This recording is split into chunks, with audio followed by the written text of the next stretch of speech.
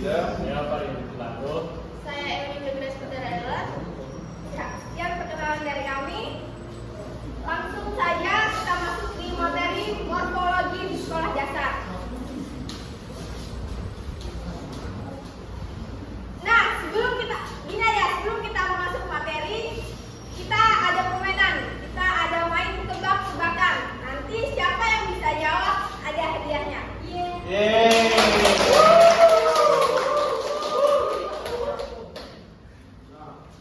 Ada yang tahu nggak anggota tubuh apa? Kalau kita baring, dia berdiri. Kalau kita berdiri, dia baring. Yang tahu boleh angkat tangan. Yang tahu angkat tangan. Siapa jawab?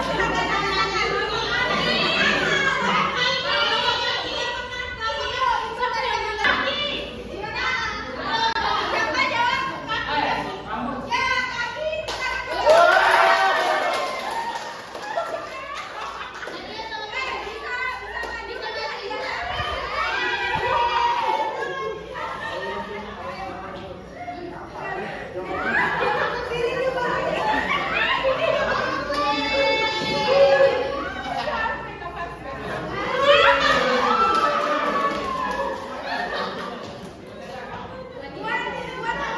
Buat teman-teman jangan berkecil hati, nanti kita ada lagi sesi satu pertanyaan di akhir. Jadi nanti disimak untuk pertanyaannya berkaitan dengan materi kita hari ini.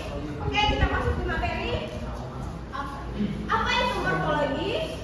Morfologi adalah linguistik yang mempelajari struktur dan bentuk kata. Apa itu kata, jenis kata, sifat kata, dan kata keterangan. Biasanya di sekolah dasar morfologi itu dipelajari dengan secara sederhana supaya agar mudah dipahami. Nah, di dalam morfologi kita ada mengenal dua jenis morfem, yaitu morfem bebas dan morfem terikat. Morfem bebas adalah morfem yang dapat berdiri sendiri. Contohnya itu seperti kata buku, anak, dan kucing. Sedangkan morfem terikat adalah morfem yang tidak bisa berdiri sendiri dan harus berkaitan atau bergabung dengan morfem lain. Contohnya itu seperti mem dalam kata membaca, dan seperti apa itu? Oke, kurang jelas. Contohnya itu seperti katakan dalam kata makan menjadi makankan, dan me dalam kata membaca jadi membaca. Nah, seperti itu. Selanjutnya next. Sini kita masuki tujuan morfologi. Morfologi tujuannya untuk perubahan bentuk kata berdasarkan aturan dalam bahasa seperti perubahan kata benda, kata kerja, atau kata sifat. Tujuan belajar morfologi di sekolah dasar mengembangkan kemampuan bahasa, baik secara lisan maupun tulisan, serta meningkatkan kemampuan membaca melalui dengan struktur dan yang benar. Sini satu, menganalisis bentuk kata. Yang kedua, mengidentifikasi kategori gramatikal. Yang ketiga, memahami makna kata. Dan keempat, mempelajari perbedaan antar bentuk bahasa. Di sini saya membahas tentang fungsi morfologi. 1. Membentuk kata baru. Morfologi membentuk kata baru dari kata dasar dengan menambah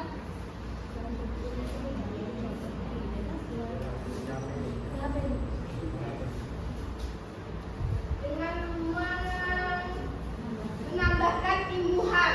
Contohnya itu ajar, mengajar, pengajar, dan pengajaran. 2. Menentukan makna kata. Morfologi itu membantu memahami makna suatu berdasarkan struktur pembentukannya. Contohnya itu bermain artinya melakukan kegiatan main, sedangkan mainan adalah bentuk untuk bermain. Selanjutnya, yang ketiga menentukan kelas kata. Dengan menambahkan aplikasi, kelas kata bisa berubah dari kata kerja ke kata benda. Contohnya tulisan atau kata kerja, penulisan kata benda. Yang keempat, menyusun struktur kalimat. Kata-kata dalam kalimat dibentuk lewat proses morfologi agar sesuai secara tata bahasa. Misalnya kalimat aktif atau pasti membutuhkan bentuk kata kerja yang sesuai dengan dan ditulis. Yang kelima, membedakan fungsi dan kelas kata. Morfologi membedakan kata-kata yang bentuknya mirip tapi fungsinya berbeda. Contoh pekerjaan kata kerja, pekerjaan kata benda. Yang keenam, memperkaya kosakata. Morfologi kemungkinan pembentukan banyak kata dari suatu kata memperkaya bahasa. Contohnya jalan berjalan, perjalanan sejalan, dan perjalanan. Next, Farah.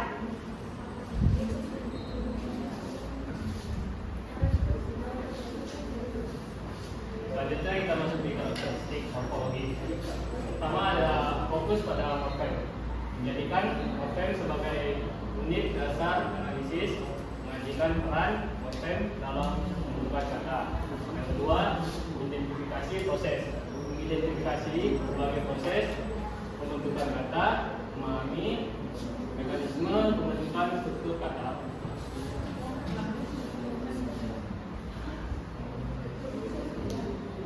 Yang ketiga adalah perubahan makna. Di sini menjelaskan bagaimana struktur mempengaruhi makna menganalisis perubahan semantik melalui morfologi.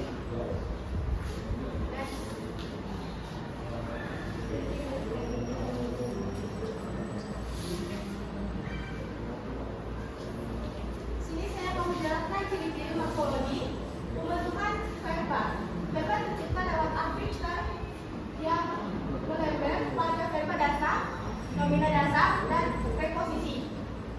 Prefix atau verba dasar contohnya seperti terduduk, tertidur, terjual, dan sebagainya.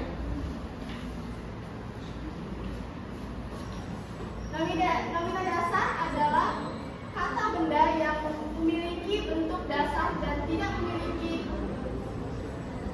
imbuhan, sedangkan verba dasar adalah kata kerja yang juga memiliki bentuk dasar dan tidak memiliki imbuhan.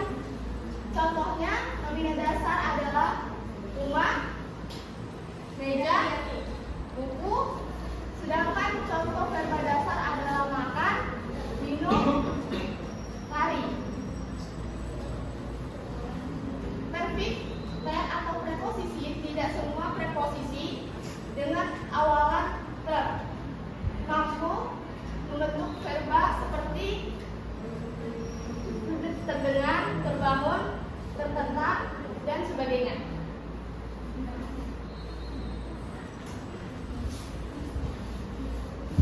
Nah, sebelum kita lanjut, saya mau tanya lagi, apa itu sih morfologi? Ada yang tahu? Nah, jadi kurang disimak. Saya ingatkan sekali lagi, secara sederhana, morfologi adalah struktur yang mempelajari tentang bentuk, kata, sifat kata, kata keterangan, dan membahas bagaimana kata itu terbentuk. Bisa dipahami? Bisa. Jadi bisa diingat tentang apa itu pengertian morfologi. Jika ada pertanyaan, apa sih morfologi? Jadi semuanya bisa jawab. Jadi dipahami, oke? Nanti ada pertanyaan lagi, semoga kalian bisa jawab. Next, contoh morfologi. Kemudian di sini ada contoh-contoh morfologi, yaitu ada dua kata. Yang pertama kata dasar dan kata perimbuhan. Kata dasar yaitu makan, minum, baca, dan tulis. Nah, di kata perimbuhan ini yang dipakai memakan, ditambah makan berarti memakan. Minuman, minum ditambah an, minuman. Membaca, ditambah baca. Nah, kemudian menulis, ditambah tulis, dan tertulis. Tertulis itu ditambah tulis berarti tertulis. Nah, sekarang selain dicontoh tadi, ada yang bisa kasih contoh lagi selain di depan? Ada, kalau bisa saya kasih hadiah deh. Kalau yang ini bisa. Contoh. Yang gampang aja guys. Itu kan ada memakan, meminum, membaca, menulis, tertulis. Selain itu ada lagi kah? Mencuci, Memasak. Angkat tangan kalau mau jawab. Harus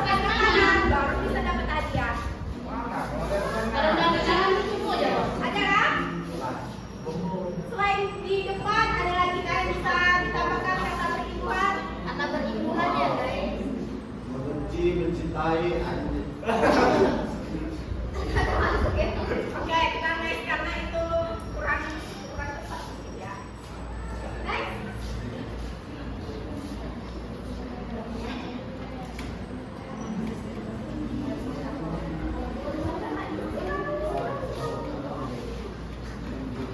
Kemudian gabungan kata kompisu, yaitu kata majemuk adalah gabungan dua kata atau lebih yang membentuk kata baru dan tidak dapat disisip apapun, seperti rumah sakit, meja makan, mobil, dan air mata.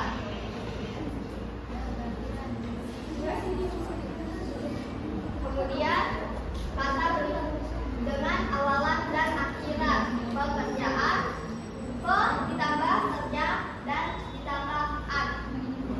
Pekerjaan, bermain, ber tambah main tambah an, bermain. Menulis, men tambah tulis dan tambahkan, menulis, menuliskan. Nah, kemudian dibacakan, dibaca, tambahkan.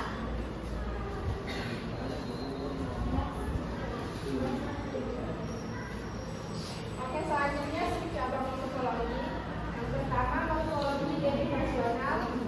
Awalan, tidak baik, berjalan. Akhiran, an, makan, kasih. Imbuhan, melakukan, dilakukan.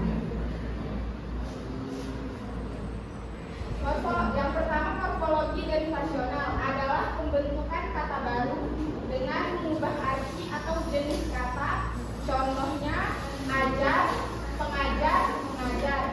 Yang kedua, morfologi infleksional adalah perubahan bentuk kata untuk menunjukkan fungsi kata bahasa seperti waktu, jumlah, atau orang tanpa mengubah arti dasar kata. Contohnya makan, memakan, dimakan, lari, berlari, berlarilah. Yang ketiga, morfologi komposisional. Komposisional adalah gabungan dua kata atau lebih yang maknanya masih bisa dipahami dari kata-kata asalnya. Contoh, rumah sakit, rumah ditambah sakit, tempat untuk orang sakit. Yang keempat, morfologi fleksional adalah perubahan bentuk kata untuk menunjukkan fungsi kata bahasa seperti waktu, jumlah, atau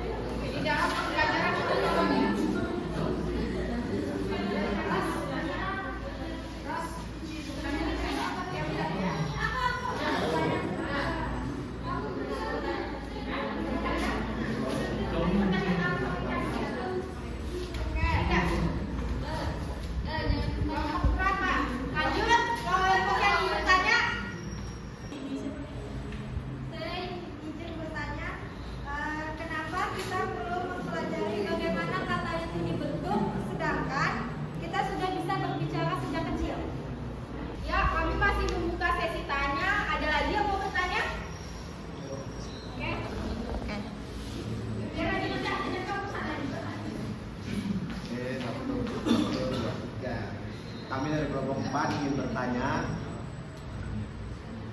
apa contoh morfologi dalam kehidupan sehari-hari?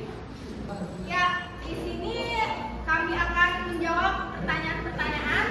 Yang pertama, pertanyaan dari kelompok 1 yaitu Tia dengan pertanyaan perbedaan kata dasar dan turunan di dalam pembelajaran morfologi. Akan dijawab oleh teman saya.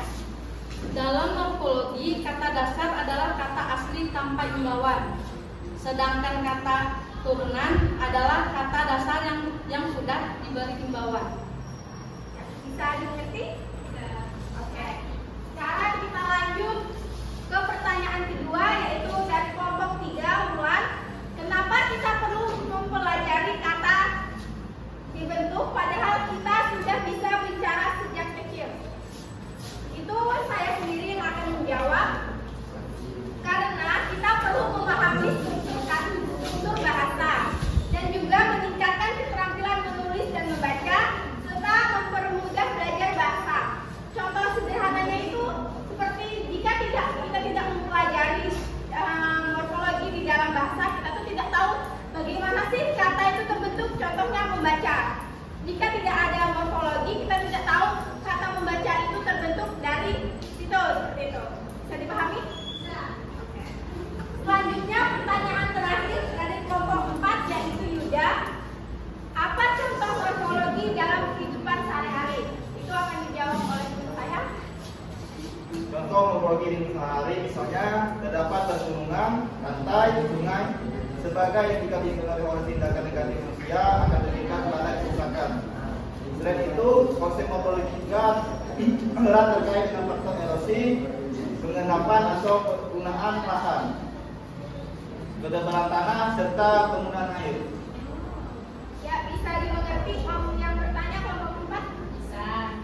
Oke, seperti janji kami tadi, kalau kami memilih